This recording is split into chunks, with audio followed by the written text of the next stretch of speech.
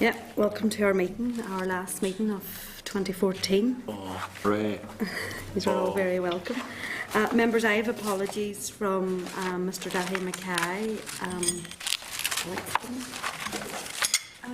Trevor. Is there any other apologies? Trevor.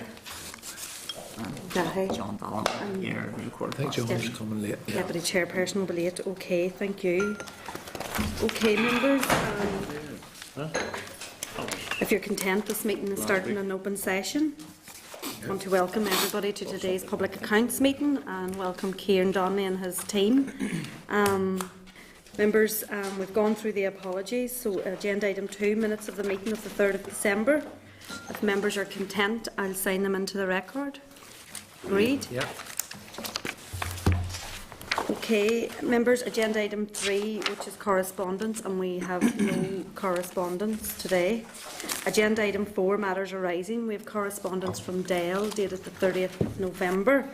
Members, which is pages 11 to 195 of your electronic packs.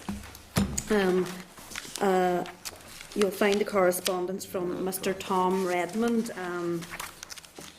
of Dale in relation to the Belfast Metropolitan College. The correspondence adds in figures for the North West Regional College to a table on the breakdown of annual unitary charges on PPP arrangements, which had previously been omitted. It also attaches a copy of the post-project evaluation on the Belfast Met's Titanic Quarter campus. And as you will be aware, the committee's report into the future cost of borrowing and the Belfast Met's Titanic Quarter PPP was published earlier today. This piece of correspondence has come in late, but members, are we content to note this correspondence, which is at pages 11 to 195? It's quite a bit of detail. Agreed. Yeah. Agreed.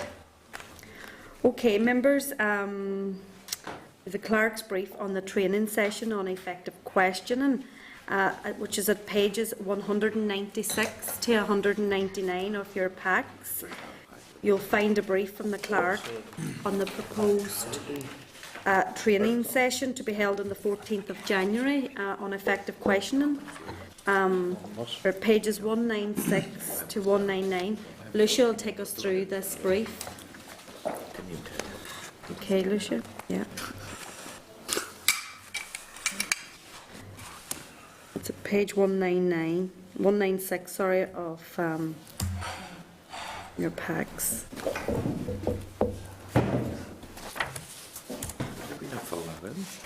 We'll do 11 before. Members, just while we're getting ready, I have quite a few members who are having to leave early today, so hopefully we'll get through all of this session. Yeah, there, yeah.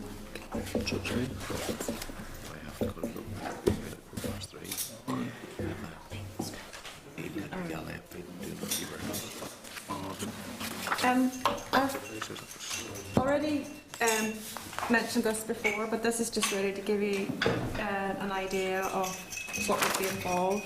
It's proposed that the session will run from 2 o'clock to 5, and the facilitator is John Stark, QC, who I think some or maybe all of you have met and received training from before.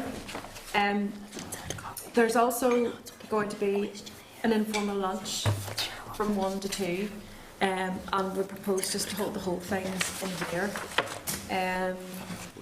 And the aim of the session then is to look at the area of effective questioning since the initial pilot was done in 2012, at which time there was the committee adopted what became known as the Tully-Lagan Protocol, which is attached to this memo. So that came about as a result of the training, where members looked at how they could develop and improve processes such as preparation before an inquiry, And then, throughout the inquiry, I suppose it focused quite a bit on team working.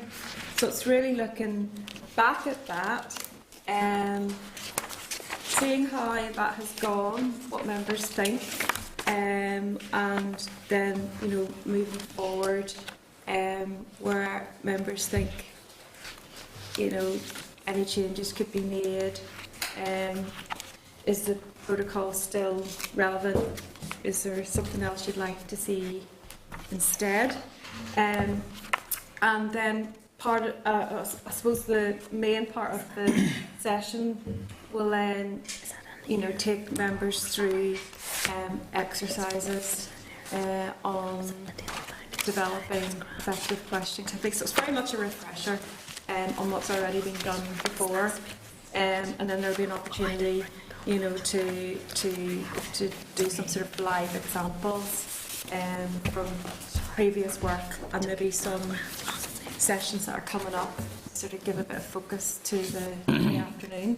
So I suppose it'd be important just to emphasise that full attendance would be ideal, as these things work better if,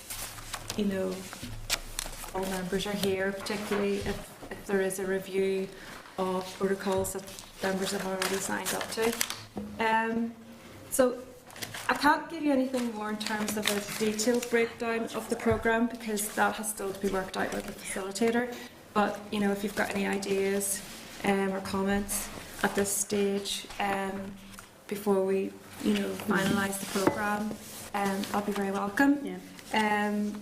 And also there's a questionnaire which has been included in your pack from Politics Plus, who I should have said are organising this session, and they've just asked for some feedback on areas where you think it might be useful to focus on. So that's actually in your pack, so it'd be really great if you could complete it either today or by Friday, and either return it to me or Kevin Shields, and then that will be used just to refine the programme for today. So it's the 14th of January, and it's in lieu of the usual committee meeting. So really that's all I wanted to say on it. Okay, thank you, Lucia. I suppose most of us now have gone through the effective questioning training, and we're all aware of what it entails. It is good to get a refresher course. As Lucia mentioned, it is on the 14th of January from 2 to 5, so it would be important that everybody who can make it, we're having this instead of a session, PAC session, so it would be tabled into your diaries to be here anyway, so it would be helpful if all parties could make it on the day and try, if possible, stay for the full few hours that it's taken place. I certainly myself felt that very beneficial in terms of doing the work and the outcome of it, especially when you learn new skills and techniques and how to develop your own effective questioning. So members, I take it everybody will be here anyway on the 14th. Mm-hmm. Yeah. I don't know. We've Education Committee in Moy that day, so I don't know what about right. it. Okay, well that can't be helped if you're away with another committee. Okay, members, that's all I have to say on it. Does anybody want to make a comment? Do we have to do these questionnaires now, or can they be returned at a later date? I would say maybe towards the end of the meeting. I know you have to leave early, or you can scan and email it. Yeah, I just drop it in. If you could drop it in problem. Before before recess. But we need it really by the end of the week. No problem. So we can communicate it back to Politics Plus. But if you have to leave and you have to go, you can scan. If they do it later on in the evening, scan and email it tomorrow if possible. Yeah. Okay, members. Thank you, members. We've also correspondence from Mr Stephen Farry, Minister, in relation to the National Fraud Initiative, which is at pages 4 of your table packs. You'll find correspondence from the Minister with regard to the participation of the two local universities in the National Fraud Initiative. Are you content to note the correspondence? It's very positive. Yeah. Sorry, I don't view it as been very positive. It's saying it would be reluctant to introduce a new grant condition, so he's actually not applying it to the universities. He's applying it to But further education, not to universities. And personally, I would question why it has not been widely applicable. This is public money, and there's a shortage of public money, and if there's fraud, it is not being used as it was designed for and is not available for other uses. So I think we should be pursuing it with him To include the two universities? to try and find out why he would be reluctant to introduce a new grant which would prevent fraud in terms of higher institutions. Yeah. Question as to why he would wish to consult with the institutions in relation to that, because at the end of the day, you know, if you're going to ask somebody, you know, we're wanting to make things more, they don't want to do it, they'll just say no. It'd be far better to implement it and go ahead. What we're talking about is allowing a bit of data matching to go on. You know, everybody who's Common getting, sense. and there's public Kieran, money. do you want to? Public money is actually going towards tuition fees, the universities, and we want to make sure that everybody who's benefiting from it should be entitled to do so and are receiving appropriate support. Says I will consult with both institutions on the issue. But has the Minister not got the power to impose it? He has no He power over actually- universities, no. No. Absolutely ridiculous then. Yeah. But he can set the conditions to get their money. Exactly. Yeah. Yeah. Kieran, do you maybe want to make a comment? Yeah, I can make a comment. Well, hopefully after the consultation there'll be a positive outcome, and then I think we can revisit it at that stage if there's not. So let's see how it progresses. And I'll come back to you if Yeah. there's... I think his sentence saying that I would be reluctant to introduce new grants which do not relate directly to statutory purposes for which the grants is made, that sentence, I think we should be challenging that sentence and go back. Yes, let him consult and let's see what he ends up saying, but we just like to, I would think we should be reminding him that there's a shortage of public money. It's been identified in particular that there is room for fraud in this area at the universities in terms of misuse of student funding or perhaps other benefits issues. So therefore, why would he be reluctant? Yeah. Okay. I think I would say up to now, all of this initiative has been on a voluntary basis and we've captured most of the public sector. So these are bits of the public sector that are left. Now, there's always the option at the end of the day to compel if necessary. Yeah. But hopefully, the outcome of the there'll council. be a positive outcome here. Yeah. Okay, members. Kieran, just in terms of the consultation, I mean, obviously, he's consulted on both institutions. It doesn't give a timeline. Of course, we would have talked to them in the past. There was a bit of reticence there, so there's a few organisations at the outer reaches of the public sector probably need a little nudge, and that's all we're saying. Just a nudge. I suppose, Roy, if you want, we could write back and express our disappointment on that view. And Well, he is consulting with them and he may be moving forward, but just if we highlight to him that this business about didn't want new grants conditions which do not relate to the statutory purpose, just relate to him this is we're reminding this is public funding which is in limited supply and would encourage everyone to do everything that is reasonable to avoid fraud. yeah. We nudge and then see what this consultation. Okay, we can do that. Okay, members agreed? Yeah. Okay, thank you. Members, we also have correspondence from Mr James McEwen in reference to the Presbyterian Mutual Society, which are also tabled in your packs. It's in relation to the Presbyterian Mutual Society. Are you members? Are we? Last paragraph, Chair. Yeah. Last paragraph of that gives me concern, and I don't know whether the audit office have gone across or seen these accounts. But We have, Chair, this has come up on 2 or 3 occasions. I'm aware of that. And there is a difference between the PMS accounts and DETI accounts, but that can be explained, and we are happy with the DETI accounts. We're not the auditors of the PMS accounts.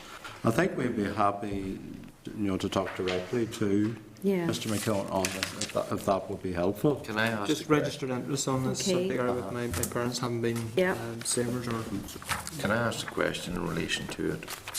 Where, if the debt account's right, showing the 25 million going across, where's the difficulty with what's being presented by PMS? It's just in what's, they're taking a more prudent view in PMS in terms of what's recoverable from their point of view, or what's repayable back to DETI. Just check there, there's total agreement on the bulk of the figure. So we have 175 million of a loan which is repayable. There's 25 million of a loan that is repayable, but it's been fully provided as dependent on the recovery through sale of property. There's 25 million of grant that has not been included as recoverable by DETI. But if there's any money left after all other creditors have been settled, it'll go to the department. So DETI have not included that, but PMS have included it. Yeah. So there's a remote possibility that it could be. So DETI's doing the right thing from their point of view. And it's not to say the PMS are not doing the right thing, because there's a remote possibility that could be paid back if things go really, really well. And so if there is extra money left after other creditors have been settled, that goes to the department. That's in the legislation. But the possibility of that happening is pretty slim. What was the time frame involved in that? Oh, I don't have the full facts here. And the settlement was, dependent on the winding up of the PMS? PMS, so Yeah. it'll depend on the administrators, just in terms of time. It'll be many years ahead. The 2020s stage. Yeah. I think it'd be helpful if we met him and talking through it. Talking through it, I think, would be useful. Yeah. I think to a layperson, if you see that the figures don't reconcile, then there must be a problem. But there's not necessarily an issue. Okay. And there's no other comments, so we will note that, Kieran, and she'll keep us updated if. Sure. Yeah. Okay. Okay, members. Moving on, we have correspondence relating to the DSD Advanced Land Purchase Inquiry, which is at page 6 of your tabled items. You will see correspondence from Mr. Arthur Canning, the Chief Executive Operations of Oakley Trinity Housing Association. Mr. Canning informs the committee that he will be unable to attend the evidence session scheduled for the 4th of February 2015, as he will be out of the country. The clerk is liaison with Mr. Canning's office trying to arrange another suitable date for him to give evidence to the committee. Now, just to remind you, that evidence session is on the 4th of February, and we will have the next piece of correspondence is from Mr. Will Hare, Accounting Officer of DSD, confirming his attendance, and he provides his details and 3 other witnesses who will be supporting him. So he is seeking clarification on what issues the committee will be taking, or what the issues the committee will be taking in terms of the evidence. So are we agreed to have Mr Canning at a different date? No. No, because we've run into this difficulty before, and if you have somebody who should be at the table, it's very easy for them to pass the buck, and then whenever you get them back, they pass it back to the Yeah. other person. So That you're not. involved. I think if we'll have to get a date that's suitable to All of them? all of them, and I'm not that keen to give them even the parameters of what we're going to ask the questions on. Well, maybe Lucia, that you have been in contact with Mr Canning's office, and I know we're in open session. Yeah, Mr Biggs. Just seeking clarification through the Controller and Auditor General, are there other senior officials within Oakley Trinity, I don't know, Financial Director, is there someone else that we want to go on that date, or does it have to be this guy? I think it does in this case, so that there's no reason to have anyone else. Okay. So, yes. Okay, Mr Flanagan. I'd agree with Paul. I think we need to have all of the people at the table at the one time, because I don't want in this scenario where they blame everybody else and you have to drag people back. I think we need to have them there at the same time, but I also think we need to make sure that we have the right people from each of the organisations. I think Kieran's the best person to advise us there and who needs to come. And I think we said we have the department, someone from the regulatory unit in the department, so that there's a set of general issues on how housing associations are regulated. The executive, housing executive as well, and I think there's a witness in there. And then the specific issues around Trinity.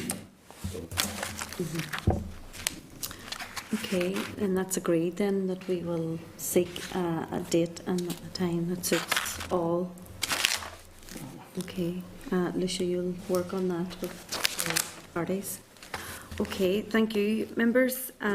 Reasonable adjustment, and Yeah. we don't want people running rings around us either. We don't want to set a precedence either on that, no. Okay, members, for the remaining items of businesses today, it is necessary for us to go into closed session. Can I get an agreement on that? Great, yeah. Right, we're now in close.